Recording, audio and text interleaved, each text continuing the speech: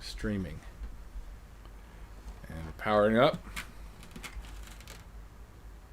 All right, we're streaming on all the sites, it looks like. So we've got one person. And hello again, everybody. How you doing? This is my friend Tito has showed up. It's fun to look at a camera and be like, there's other people over there, right? It's so weird, but they are there. All right, Diane, welcome. So this is my friend Tito. Frankie's hung out to play bass still in this next hang, but this is Tito. He's the man. He's a legend in my mind, anyway. And so we're gonna play some tunes. And yeah, hey, what's up, Antoinette? Thanks for coming and hanging out again. And yeah, tag a friend, tell everybody this is great. Tito's got some fun stories and things that happened. I'm gonna try to tease them out of him. But anyway, so we're gonna get going and play a tune here and let everybody join, and then we'll be back. All right. Yeah. And as I said before, I haven't sung in a while, so please don't judge. He sounds good anyway. You can judge. Put all your judgment on me. All right. All right. Here we go. And also let us know if the stream gets weird. I'm like right on the edge still with my computer making things work. So.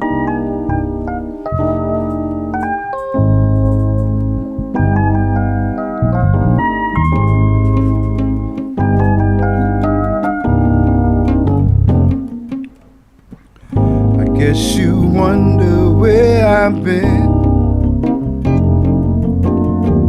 I searched to find a love within. I came back to let you know, got a thing for you, and I can't let go. My friends wonder what is wrong with me.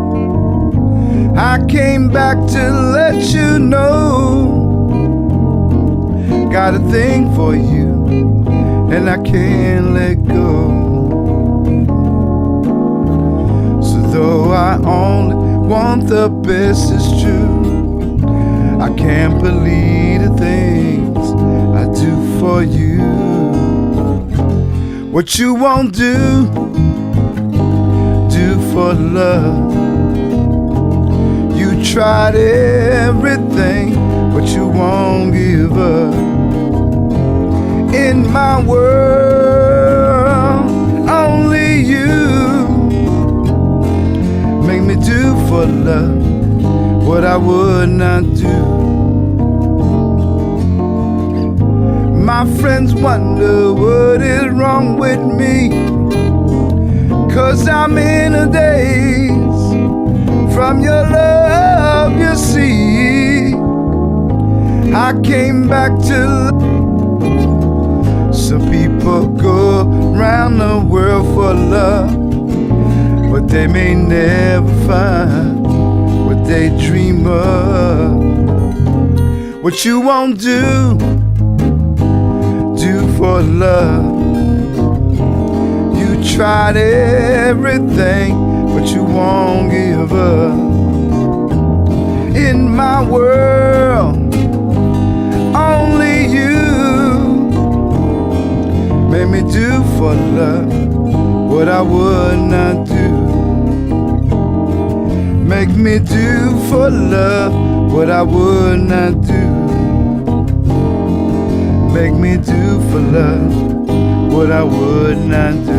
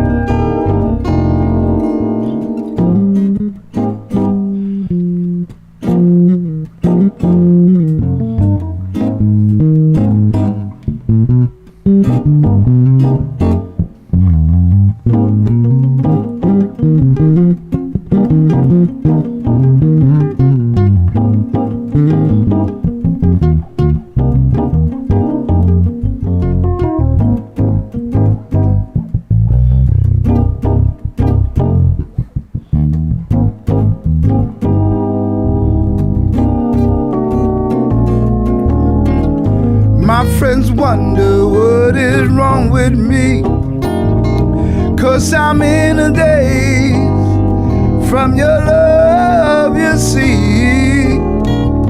I came back to let you know. Got a thing for you, and I can't let go.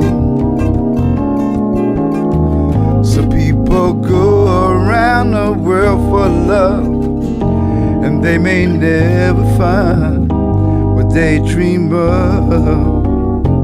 What you won't do for love. You tried everything, but you won't give up. In my world, only you make me do for love what I would not do. Make me do for love what I would not do. Make me do for love what I would not do.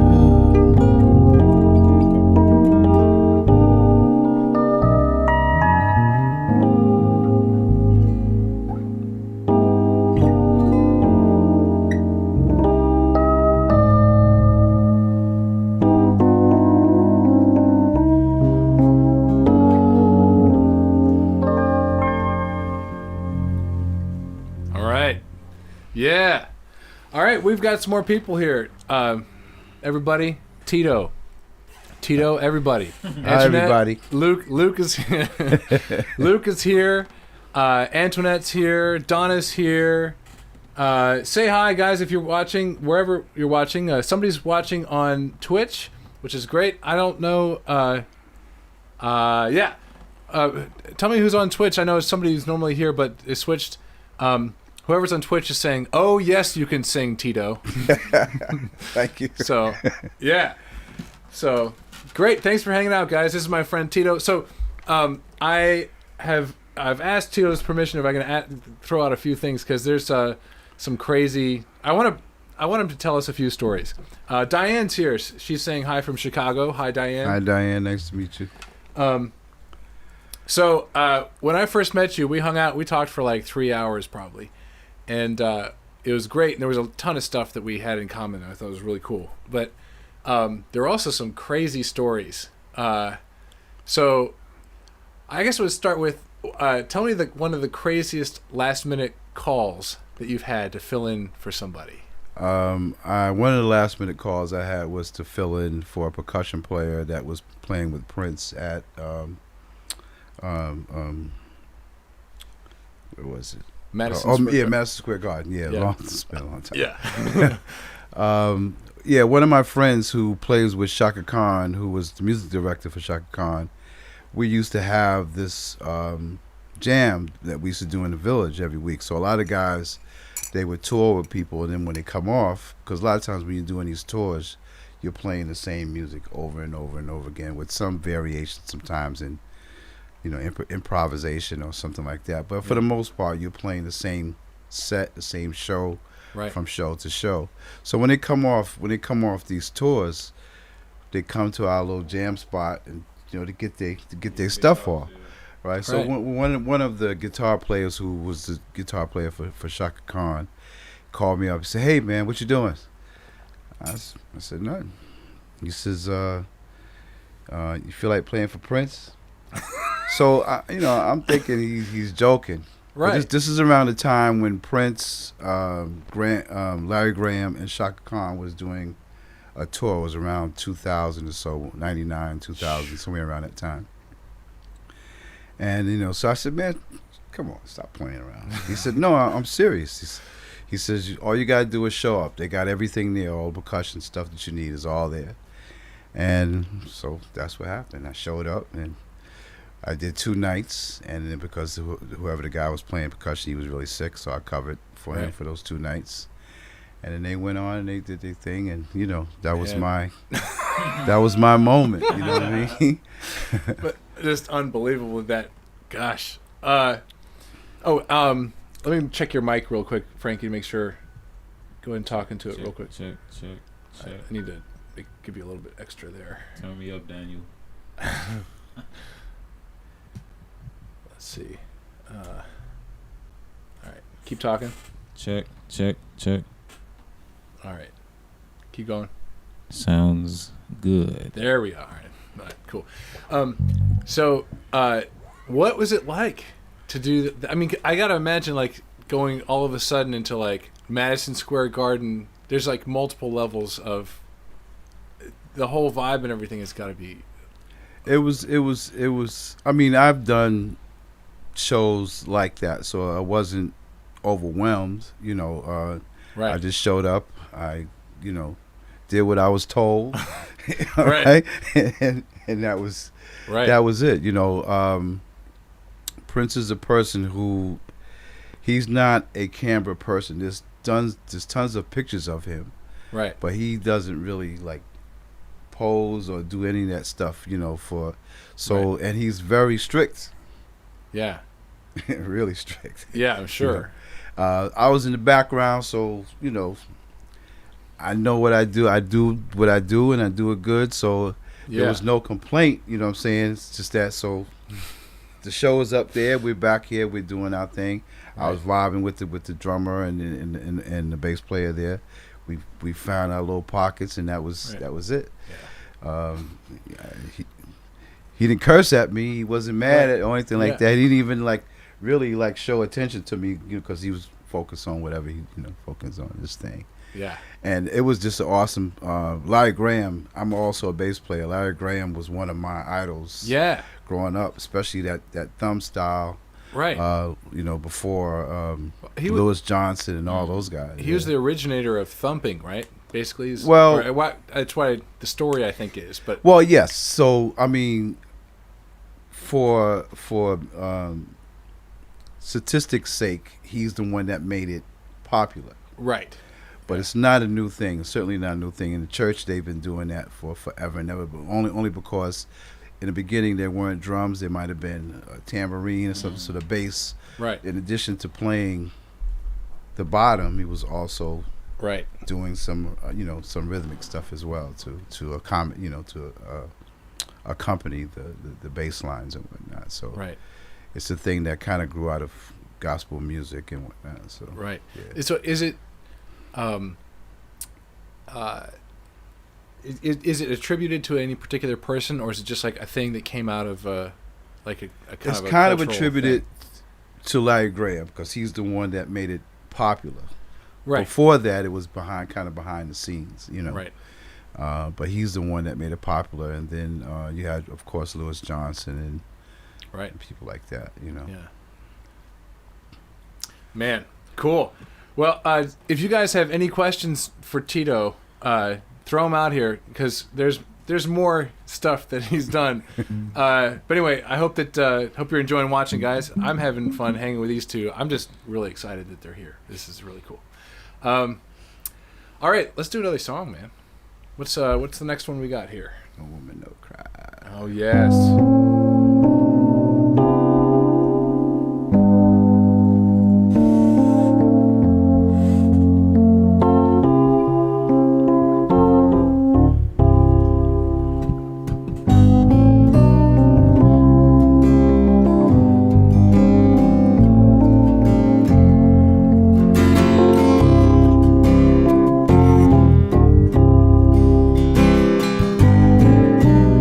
No woman, no cry.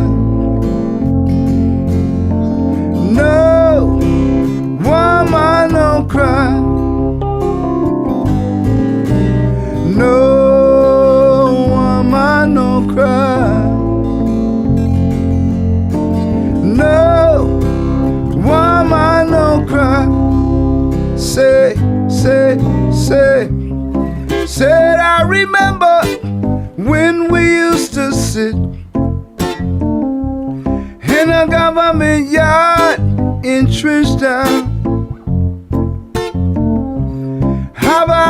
observing the hypocrites mingle with the good people we meet.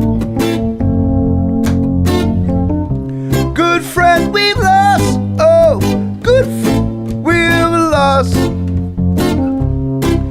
along the way. this great future, you can't forget your past. So dry your tears, I say, and no woman no cry. No woman no cry. Little darling, don't shed no tears. No woman no cry. Say, said I remember when we used to sit in a government yard entrenched down. Then Georgie would make the firelight as though it was logwood burning through the night. Good friends we have, oh, good friends we've lost along the way. In this great future, you can't forget your past. So dry your tears, I say. Everything's gonna be alright. Everything's gonna be alright. Everything's gonna be alright now. Everything's gonna be alright. Everything's gonna be alright. Everything's gonna be alright. Everything's gonna be alright. So no woman no cry.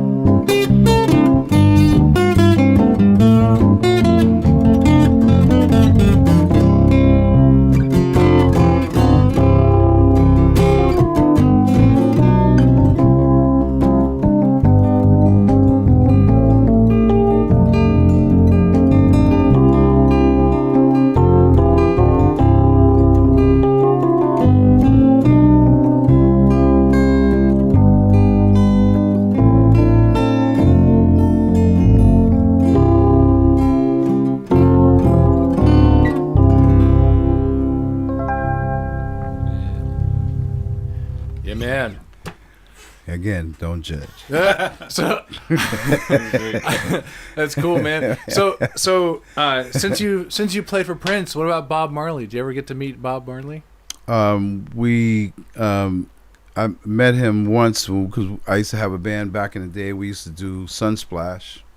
What is? I don't know what Sunsplash is. Jamaica. It's a big concert in Jamaica that they have. Oh, cool. I don't know. I haven't heard too much about it lately, but it was a pretty big thing back in the day. Yeah. Yeah. Yeah. What did you get to talk to him, or was it just a kind of a quick thing, or just mostly a quick thing? Yeah. Because they keep him pretty guarded.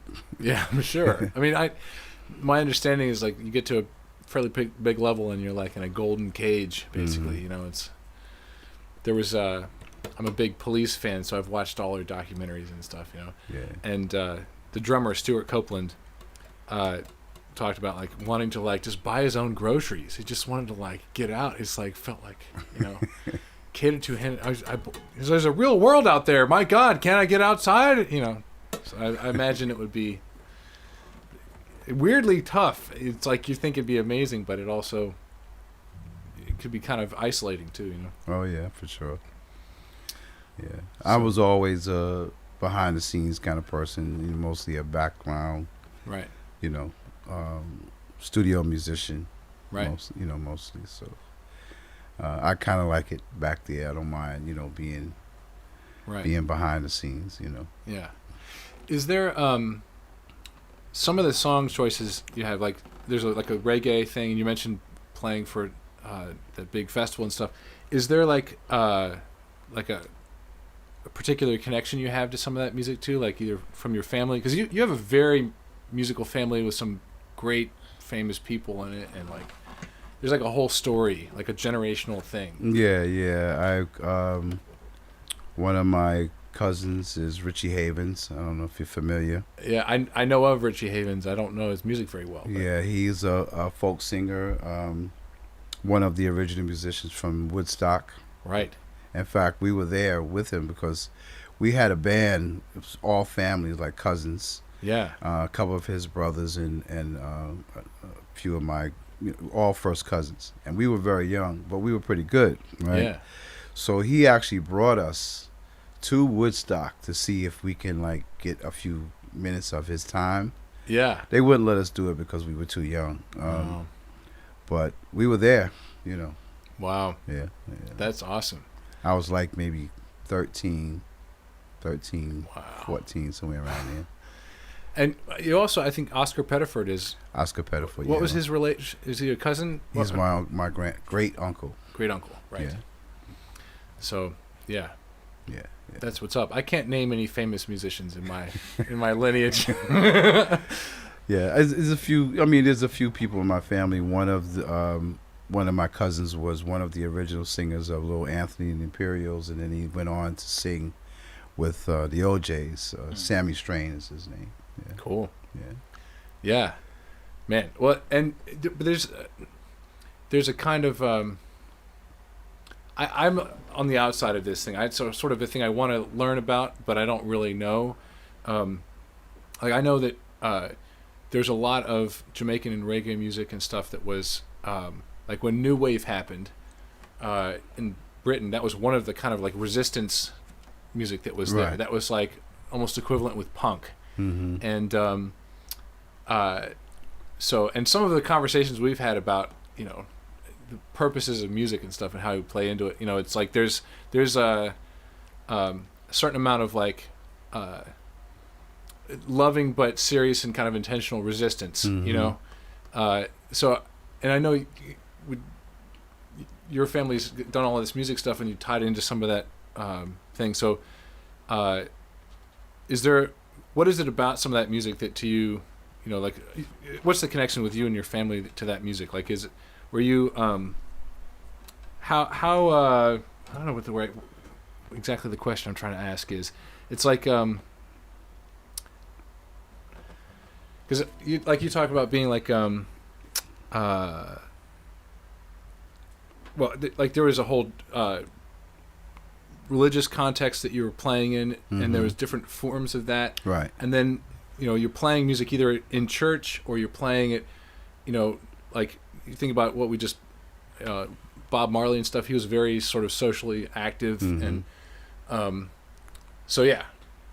Well, I mean, my family is West African and Southern American. Yeah. We also have people from Cuba and from Barbados and whatnot. So there's a whole diaspora of my family, coming from different places. My cousin Richie was a folk singer, so that whole folk thing was like rebel type, Right. his take on a lot of things is very political at the time, especially around the time coming up with like Bob Dylan. All these guys Yeah. were his friends, and we used to be in the studio with them, and they would show up and they would hang out and do other stuff, Yeah. you know what I'm It's saying? amazing. We got the opportunity to record at Electric Ladyland, Jimi Hendrix studio. Right. We did a lot of work there. So, coming from, the African part of my family it was always, information about the time that I came up. There was crazy turmoil all over the place. Malcolm X, Martin Luther King, Right. Julius Nyerere in Africa. Just like so many different people that were about positive change, but that positive change required some rebellion in a way. You know what I'm Right. saying? So Even though we were trying to approach it in a peaceful manner, it still had to be about rebellion. And so Right. a lot of the things that I grew up around, just because, are things that I attached to reggae music. My family, the music was very eclectic coming out of our house. You know what I'm saying? Yeah. Even though I grew up in an area where James Brown and all these people were popular, but you walk past my house, you might hear Latin music, you might hear jazz. Because my father was a musician, my uncles were percussionists and stuff like that. So and my grandfather is out of Nigeria, so we grew up a little bit in the Yoruba culture. So we used to play and chant, and it was mostly like a religious experience, Yeah. And I didn't really play percussion out.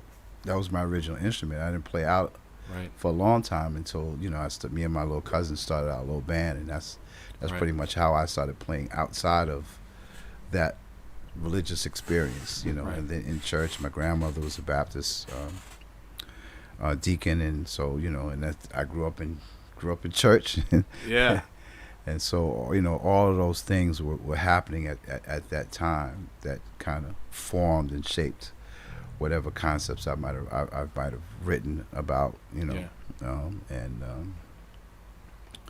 And be very active too, Right. in the community and stuff like that. Yeah. Right. That's cool, man. Well, I have more questions, but let's play another song.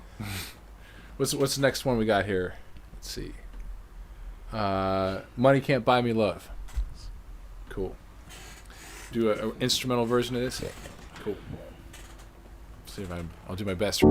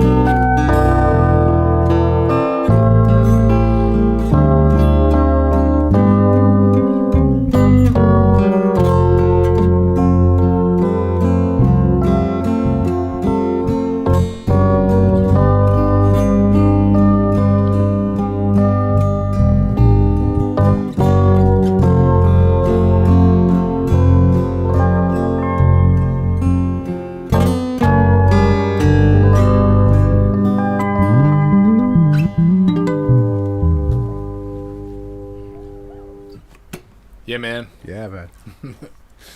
Cool. Well, let's check in with everybody and see if anybody's got any other questions or anything. Okay. Cora and Callie are here. Hey, guys. What's going on? Okay. So, I think we've got a couple questions. Antoinette says, I would love to see you three and Paul Simon in the same room. Which would, please. She says, I may have to give him a call. If you can give him a call, I would appreciate that. He hasn't been returning my calls. He's a total jerk. God, I don't know why. Yeah, that would be awesome. He's so, another idol. I mean, yeah, as a songwriter, Yeah. he's like, up there with me. Yeah. Dude, he's like, I don't know. My quote, debut EP. I meant it to be like cover and then a response, like a conversation. Mm-hmm. I'd never put the response out. It'll come out.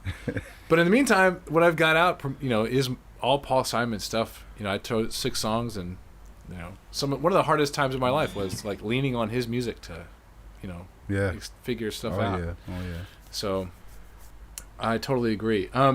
Let's see. Antoinette says Richie Havens used to come to I don't know how to say this. Montauk, yeah. Montauk, and play on the beach, mostly at Gossman's Dock. Does that sound right? Yeah. Cool. Antoinette asks, Tito, did you live in Jamaica, Queens at one point in your life? James Brown had a house in Jamaica, Queens. Yeah, he did. He sure did. It was purple and yellow. It had a moat around it. Yeah. Lol. Yeah. Antoinette, how do you know these things? So tell me, like, did you just regularly just walk by his house? Yeah. I mean, I grew up in Brooklyn, but I have family in Queens, and we practically lived out there between, because my mother's sister lived in Queens, and we grew up in Brooklyn, but we all was raised like brothers and sisters. So if we were ever hanging out in Queens, it didn't feel like coming back home to Brooklyn. We'll go to Aunt Nita's house or Aunt Barbara's house, and especially at my aunt Nita's house, the back door was always open because they had a huge dog, and he knew the scent of everybody that came in here. So you walk in the house, be pitch black. Next thing you know, you feel a nose up against your leg, and if he don't know you, you in trouble. Oh man! You know what I'm saying? So we would come in, we hang out, and, but yeah, we used to pass James Brown's house all the time. I've had the opportunity not to play with him, but we were on the same, there were a couple of things that were done. He did in Long Island, and that we were like an opening act, or stuff like that to do. A couple of times we've done that. Cool. I've met him on those occasions. James Brown was like, what was that when you got to meet him and stuff? What was your impression? Well, aside from being in awe of him, total respect. He was actually kind of, when it came to dealing with people, he was very humble and very, I don't know how he controlled his situations, what they say in the movies about him, about how demanding he was. Yeah. But just in general, he was a very attentive person. He was, talk to him. You can, right. He wasn't standoffish or anything like that. You know what I mean? So that's great. Yeah. And he loved young people. He always liked to have young musicians around him. So, and I was not in his band, but he was always impressed with young people that were that's great. That was doing it. We need more of that attitude these days, man, because it sure feels a lot of the time like I don't know, ageism is real. It goes both ways. Yeah. So Callie says Facebook is freezing. Thanks for letting me know, Callie. I am doing my best here. I think we have to keep the live stream going. If you can try going on Twitch, see if that works. Or on YouTube, it may be cleaner up there. But yeah, let's see. Apparently Twitch is not as good either. Okay. Antoinette says, "Would you crap your pants if Paul Simon called you Danny? Called as in he called me, or he called me Danny? I would be confused. No one calls me Danny. I'm not Danny."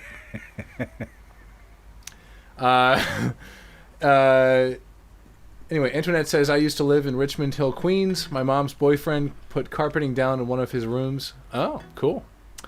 Callie says, "I used to live in Whitestone and Flushing. It's good now." Oh, as in the stream. Good.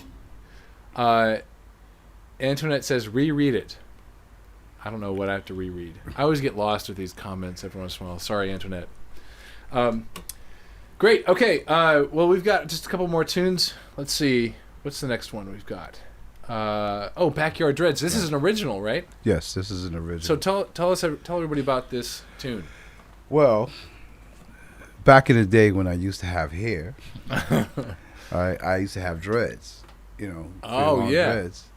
And little by little, right, it would come out until mostly back here was all dreads. Right. So my partner at the time, the band that was in called The Effect,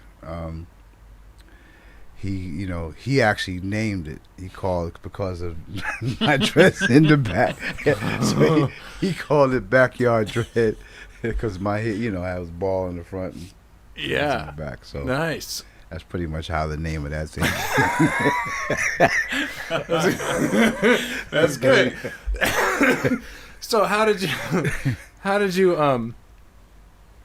why did you decide to get rid of the backyard though? Backyards are cool, right? Did it just get to be? Was it too small by the end? It was just like not worth it. What's that? Oh, that, yeah. I'm just going with the analogy here. After a while, you just look like an old dude with, with crazy dreads. So it's good. When I was a kid, there was I used to watch these instructional videos, which they were mainly like a way for famous enough guitarists or whatever to make some money. They I could learn a few things from them, but they weren't very thorough or anything. And one of my favorites was Steve Morse had a trio. He was like I don't know if you're familiar with him, but he's like a pretty cool, like weird crossover, like bluegrass and progressive rock. And he had this drummer in the band who clearly used to have like a mullet, and but he was like severely balding up here, so like it was like really going for it, but there was not really enough there to. And I never, I was just, they were cool enough musicians at the time. I didn't mind, but I just look back on it and think, are you okay? I tell you, one of the things that kind of it was kind of cute but kind of funny too. I'm also a school teacher, right? Right. So one of the kids drew a drawing of me, and then they said the Predator. Whoa! that's what I look like. Oh right! Oh God! Really? Whoa! That's amazing. And I still have that picture too. It was one of my elementary kids. I still had a picture somewhere. But we're talking about like Alien versus Predator, right? Yeah, right. We're not talking. Okay, good. Right. Just to clarify, for anybody who doesn't know about Alien versus Predator. Yeah, they had like lots. Right? Yeah. I'm just saying, like, it's about an alien. He looked like an alien, not like a predator. Yeah, not that guy. You know what I'm saying? All right, just clarifying, because Anyway, all right. Cool. Well, let's play the Predator Dreads song. I mean, sorry, the Backyard Dreads. Okay, here we go.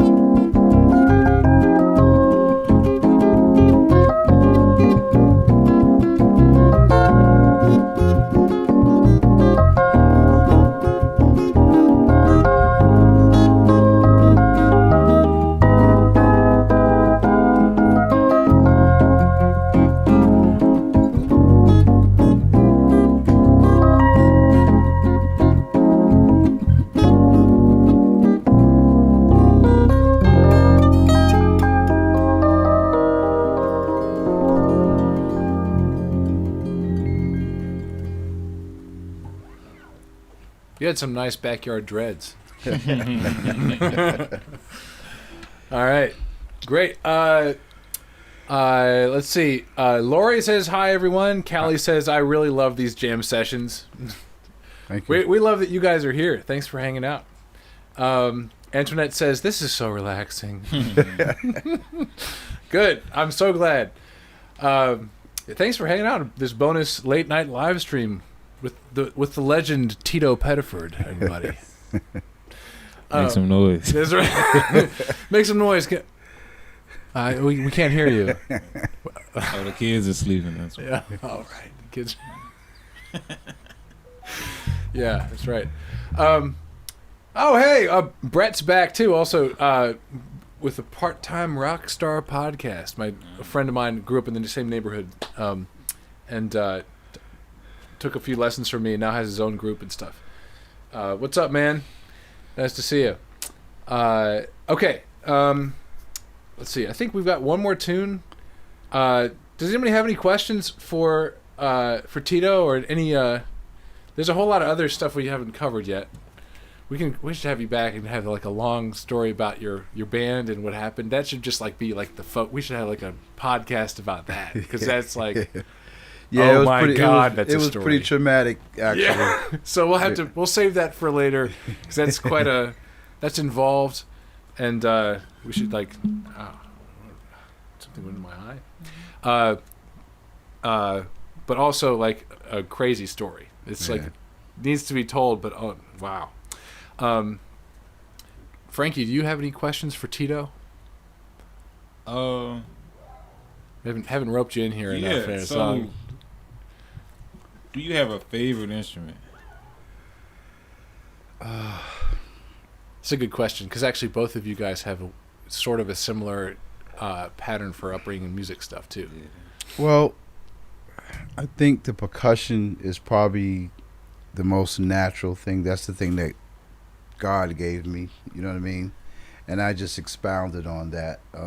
I grew up, like I said, playing, very strict religious drumming, African drumming, Latin drumming. A lot of in fact, in my neighborhood in Brooklyn, everybody used to think that I was either from Cuba or from some Latin American country. I said, no, I'm African. Y'all Yeah. get it from me, you know. Right. but Yeah, that's right. Yeah. but All the good music. I forgot what I was going to say. About your favorite. Like So I guess probably the percussion is probably the most affluent part of and everything that I do kind of centers around that. My piano playing, my bass playing, everything kind of comes from that. Makes sense. You mentioned the religious kind of context with the drumming. I mean, that's like, there's a whole lot of stuff I'm interested in exploring there. There's like a huge world. I don't really consider myself a drummer. I can play well enough, but I have off and on. I'll have practice sessions for a while, and I found like doing meditative breathing and stuff while doing drumming has a profound effect on my mental state and how I feel. And definitely grown up, I grew up in a religious context, so that there is something about like a transcendental tribal experience that is not it's beyond what words actually can describe, Right. really, but drumming in particular seems like it has there's something special about it. Like it gets in. It's a very mystical. Deeper. It's a very mystical thing, and it's also used to contact like our ancestors. This is something that. But you can also contact other people. I had an experience once in Central Park. I was like in the woods, and I was just started playing, and I started getting into the zone, and I could swear that there was people around me, but they weren't cool. So I stopped playing, and I got out of there. But it was a spiritual thing. You know what I'm saying? You can conjure up some bad spirits as well. Wow. And I don't know what I was doing to get that kind of response, but it scared the heck out of me. I know that. Yeah. Do you think? I never know what to do with those experiences because I trust that they're real, but I never know. It's like if you felt all that, we all feel stuff that like it could be just it's dark and I'm still afraid of the dark and I'm 33 or whatever, but it could be like there's other stuff, but did you like learn ways of thinking about that, like when the religious context you were in, like did you learn like ways that you growing up in kind of a mixed culture, the Yoruba part as well as the Christian part, it's all about opening up and letting not whatever, but you're trying to connect right with God. You're trying to connect with the spirit, and the African part of it is not in addition to connecting to a spiritual being. We connect to our ancestors that way. So and you can almost kind of be possessed in a way. right The way the drumming is speaking and swelling and stuff like that, and we had to learn very specific things. Like I couldn't, like, you see drummers that are like, we call it bata. It's like the testimony. That drum, that high drum, which you call a bata drum, is the testimony. Everything else is about creating this foundation, this foundation. And then this one drum, and we don't do nothing else but that, pretty much. If I'm doing boom, boom, boom, and you're a kid, you're an active kid, you want to get on the drum, you want to play.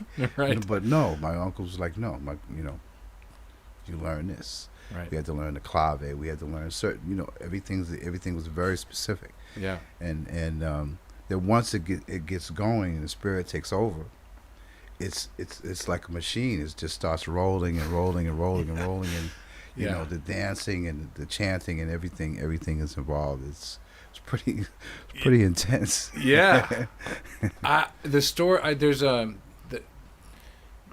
story that got me really interested in trying to explore it, and it's one of those things where like for years I've just wanted to actually get into it but never have.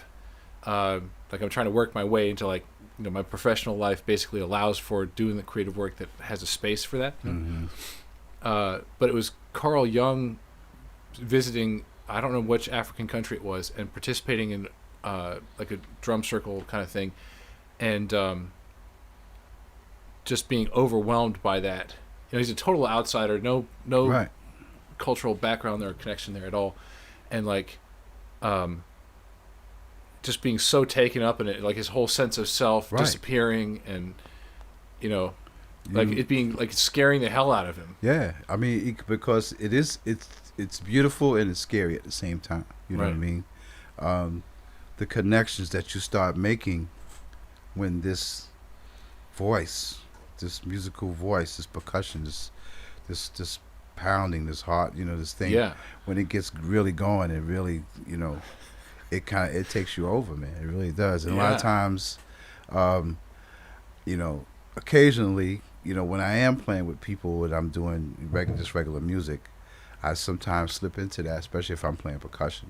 Yeah. I slip into that vibe, and my eyes will go Right. roll up in my head, and I'm Yeah. gone. Right. You know what I'm saying? Yeah.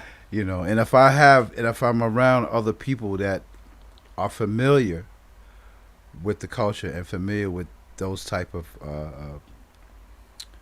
beats and whatnot, and we're connecting like that, it could get very intense and very Yeah. spiritual. Yeah. Cool. Yeah. Well, it's been about an hour. I usually keep these around an hour. We got a whole lot more to talk about. I'm sure we should we could just have you guys on a regular schedule. But that's really cool, man. You actually brought a drum too. We had one more song, but since we were talking about that, we Yeah. could do something Yeah, with. that'd be cool. That'd be cool to end with that. You want to do that? Sure. Cool. And tell us about this drum too, because this is like, this has history, right? Yes, this drum is Cuban made. Drums, particularly drums that either came from Africa or from Cuba, a lot of times have what they call a pedigree. It's like a lineage, Right. and it's been through a few famous musicians back in the day. It ended up in my uncle's possession, Wow. and then now I have it. Yeah. Yeah. I grew up Yes. with this drum. Yeah. How old is that drum, you think? Way older than you, for sure. Yeah. I'm 65, so it's a good like 80, close to 100 years old. This Wow. particular drum. Yeah. Wow, dude. Well, let's how about we mic it up? We'll use your vocal mic, and make sure that you can. We might actually want to put the keyboard down or get it closer in, however close we can, because I don't want to have you disappear from the shot. So I want everybody to be able to see. It won't make noise, right? When I'm. Oh, I don't. If you Talk. turn it off, Yeah, it should be fine. Yeah. Here, let me give me 1 second. I'll just to confirm the. Okay, you're good.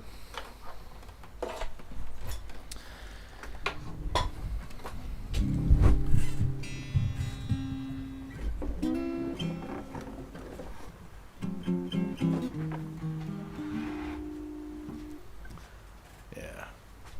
You have. I got a chance. Tito played with me recently at a gig last minute. It just was like, we were just catching up and stuff, and he's like, I'll just come by, and it was great. You brought your percussion stuff, and it was one. I had a great time. We both had a lot of fun. Yeah. But it was striking to me too. Like you talk about like this, the deep connection you have with it. You could just there's a particularly like really deep sense of rhythm I was mentioning to Tito before, it was like, because I often use a loop pedal. You guys know I play with a loop pedal all the time. And a lot of drummers cannot handle hanging with a loop because their time isn't really that on. And they're not used to being, they're used to being the guy who everybody else follows rhythmically, you know?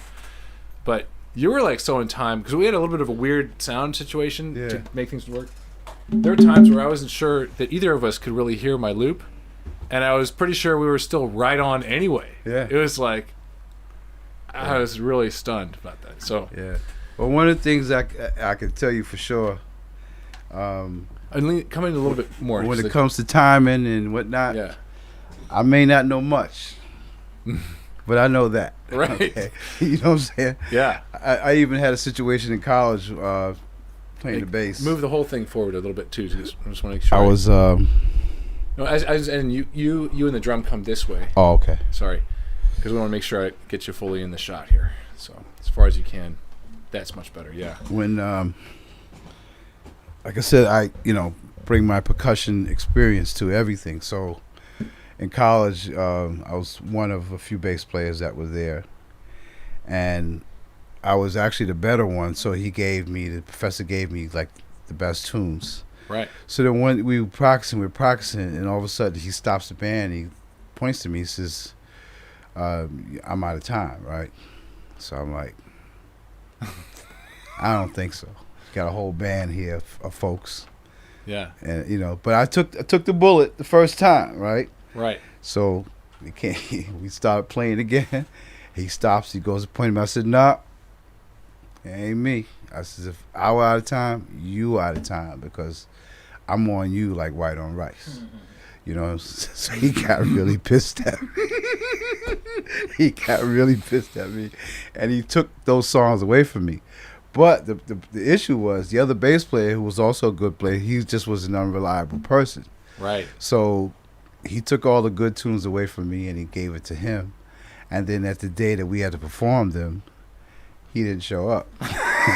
You know what I'm saying? Man. So the professor, God. he's running around. I can see him running around like a chicken with his head, cut off. And, I says, I already know the tunes. I know them. But he's got to come ask me. I'm not going to offer. You know what I'm saying? So and I watched him running around looking for this kid. He came to me a couple times. You see? I said, no, I haven't seen him. So he finally came over and asked. He said, "You still remember?" I said, "Of course I remember those tunes." Wow.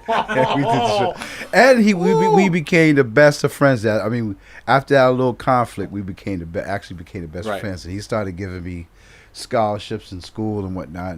So That's he cool. looked out. Yeah, he was good. It's But we had to have that conflict first, because I came with experience. It wasn't like right. I've been doing this for a while, so even though I'm coming here to learn, and I'm coming here to get maybe names of stuff that I didn't know, Right. that I was already doing, but now I have a name to put to it or whatever. Right. So I came with some experience already, so it wasn't about Yeah. yeah. Yeah. Professor Cool, man. Professor Summerlin. That's City College in New York City. There you go. Yeah. That's what's up. Well, it's interesting also how some of the best, I think, relationships. It's about negotiating. This is a Right. big thing for me that I've been learning in my own life. It's like I'm learning how to have better real relationships by learning what really healthy negotiation and boundaries actually need to look like. Mhm. And if you're willing to go through whatever conflict until both of the person's needs, you both demand what your needs are actually met, but you respect the other person. You just work at it Exactly. until you Yeah. figure that out. Right. That's totally different than I think what most of us really learn. Mhm. And that's a way deeper, much more valuable relationship. Oh I yeah, think, yeah. Yeah.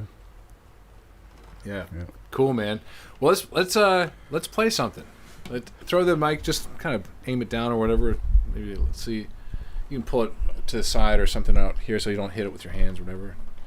Let me do this. Pull it back or something. You can probably play a little bit and see. Let's see how the level is.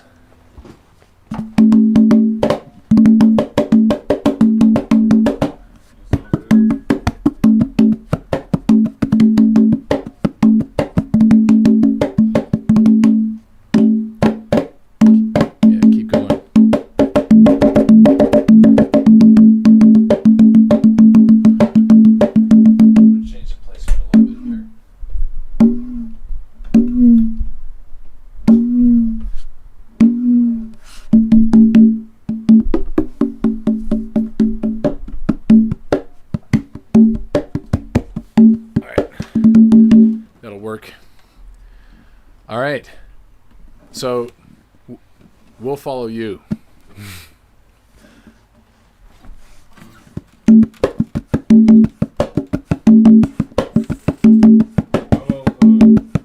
That wait, what was the song you played earlier? The waiting music. Oh, the what? We playing the waiting music. Remember? Oh yeah. Let's do yeah, keep going. Let me find a key center and I'll do something here.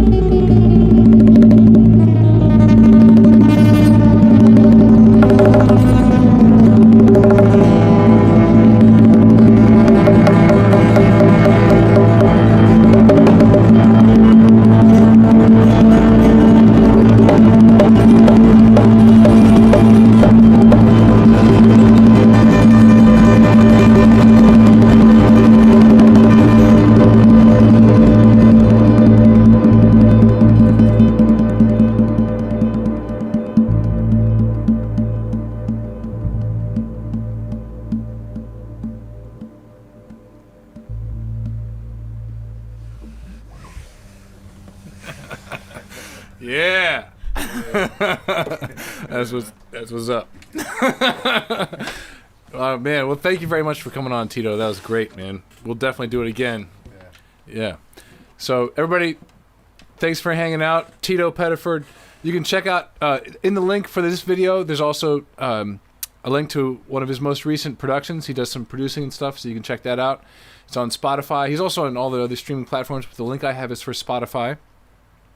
And I'm sure we'll be. I'm going to drag this guy, both of these two fine gentlemen, on this live stream much more often if there's anything I can do about it. So I'm sure you'll see them all again soon. So let's double check, make sure I'm not missing anything from anybody. Let's see. Oh, hey. So let's see. Antoinette wanted to know, Tito, turn your mic up so you can answer. But she wanted to know, do you have a favorite song that you either wrote or just sang?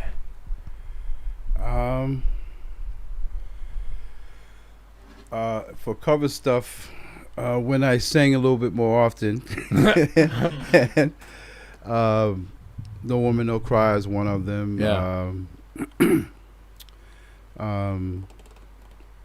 Superstition, Before I Let Go by Frankie Beverly and Maze, which is one of my all-time favorite bands, next to Earth, Wind and Fire. Right. Stuff that I've written, probably Backyard Dread, from a previous album from a group called The Effect, and actually People of the Sun and Freedom Vibrations are songs that I've written from a group called Zenith, which you can also find on YouTube. If you type in Zenith and the title Freedom Vibrations, you'll see a few recordings of an old album I did back in the day. Yeah, cool. So Sterling, let's see. Callie says, if I had any sort of rhythm, I'd play the drums. And Sterling says, this is so late for me. I feel like I'm breaking a curfew. I'm definitely breaking the curfew because I'm a school teacher. I gotta get, That's right. be up early in the morning. Yeah, to, right. You're one of those amazing. Deal with your children. That's right. Anyway, Callie says, definitely do more of these. And Antoinette says, Carlos Santana, eat your heart out. Right. Callie says, great job, guys. Antoinette says, amazing, all caps. Nice to meet you, Frankie D and Tito. Thank you. Nice to meet you also. So, thanks a lot, guys. I'm sure we'll see you guys again soon. Next live stream will be with an unknown guest as of yet next week. And see you guys soon. Until then, thanks for hanging out. Thanks to Tito and Frankie. See you guys soon. Thanks for having me.